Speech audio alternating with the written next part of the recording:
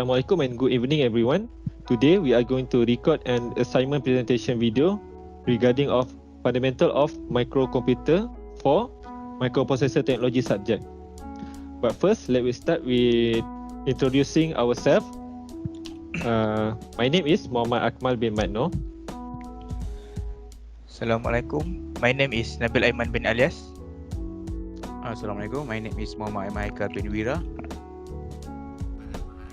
This is the content of our slide.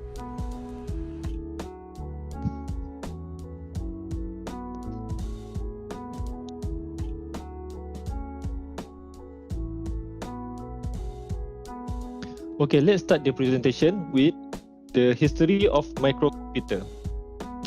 The term microcomputer was first found back in 1970s, where the invention of Intel 4004 microprocessor in 1971, and later the Intel 8008 and Intel 8080 microprocessor in 1972 and 1974 respectively. That paved the way to the creation of microcomputer. Okay, the first microcomputer was the Micro-N, as you can see in the picture. The Micro-N was released in 1973 by realization of the Etios Electronic R2E, a French company that founded by Paul Macneron and André Trontai, a Vietnam-French engineer. Micro-N is the first non-kit computer based on a microprocessor, and a year later, the Intel 8008 based, which is MCM70 microcomputer, was released by Microcomputer Machines, now known as MCM computers. Next, even released after the Micro and MCM70, the Altair 8008 is often considered the first successful commercial microcomputer. It was released in 1974 and designed by Micro Instrumentation Telemetry System (MITS) and was based on the Intel 800 microprocessor. As microprocessor chip design matured, so did the processing capacity of microcomputers. By the 1980s, microcomputers were being used for more than games and computer-based recreation, finding widespread use in personal computing, workstation and academia.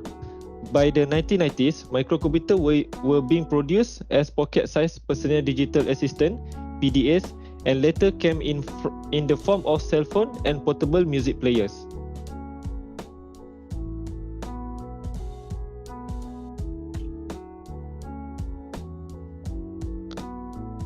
And next, what is the difference of microcomputer and microprocessors? A microprocessor is a computer processor on a microchip that contain all or most CPU functions. Microprocessors do not have RAM, ROM or other peripherals. As such, microprocessor cannot perform standalone tasks. Rather, systems such as microcomputers, which contain microprocessors, can be programmed to perform function on data by writing specific instruction for their microprocessors into their memory.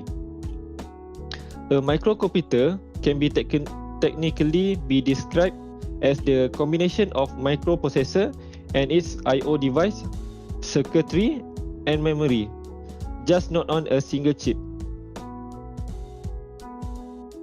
Yeah, that's all from me. Let's move on to the next presenter for definition of microcomputer. Okay, thank you, Mr. Akmal. So I will present about the explanation of the microcomputer, and I will start with the definition of microcomputer. A microcomputer is a single-user computer on a small size. A microcomputer is currently more commonly referred to as a personal computer (PC) or a device based on a single chip CPU. Laptops and desktop computers are examples of common microcomputers. Microcomputers include calculator, mobile phone, laptops, workstation, and embedded system in addition to traditional PCs. A microcomputer is smaller than a mainframe or mini computer, and its central processing unit is made up of a single integrated semiconductor chip.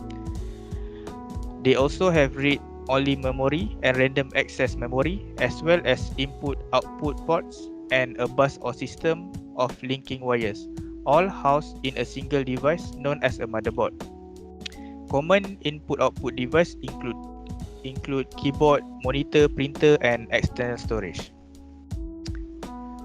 Okay, next I will explain about the advantages of the microcomputer.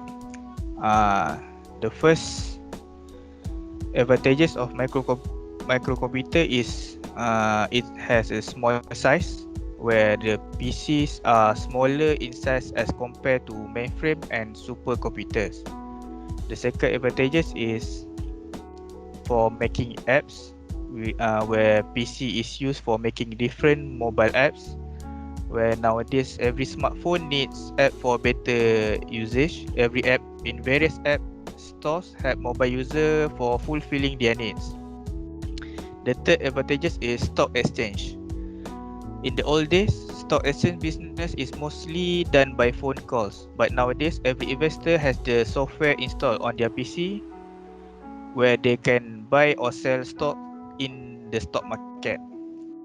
The four advantages of microcomputer is the maintenance is easy, where most of the PC user know how to fix the problem in the PC. For example, if there is something wrong happen in the PC, then they can simply reinstall the operating system, and replacing hardware parts of the PC is also easy.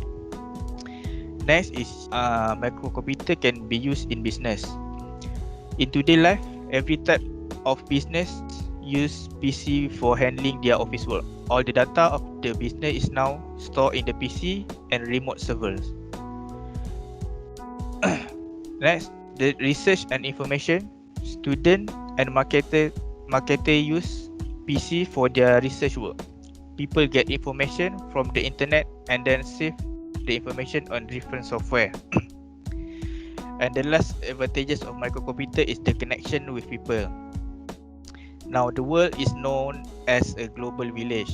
You can connect with any person across the world and communicate with any person via voice, video, text, chat, and emails. And now you can share your view on any topic online. That's all for the explanation of the microcomputer. Next, I will pass for the application of microcomputer. Okay, thank you, my friend. Okay, I would like to talk about microcomputer application. Okay, microcomputer application. Personal microcomputer are often used for education and entertainment. Beyond laptop and desktop, microcomputer can include video games, consoles, computerized electronic, and smartphones. In workplace, microcomputer have been used for application including data and word processing, electronic spreadsheet, professional presentation, and graphic programs. Communication and database management system. Microcomputer also been used in business for tasks such as bookkeeping, inventory, and communication. While in medical, it record and recall patient data, manage healthcare plans, complete schedule, and data processing. Okay, next, where it fits in. Okay, first, embedded system, which is fixed inside something and don't support direct human interaction, but nonetheless meet all other criteria and microcomputer. Next, microcomputer. And the third one is workstation, formerly described as a more powerful personal computer for special application. After that, mini computer, now called mid-range server. Okay, and then mainframes, which are now usually referred by manufacturer as a large server. And then supercomputers, it's large server. Sometimes including system of computers are using parallel process. And the last one is parallel processing system, a system of interconnected computers that work on the same application together, sharing tasks that can be performed concurrently. That's all for us. Thank you.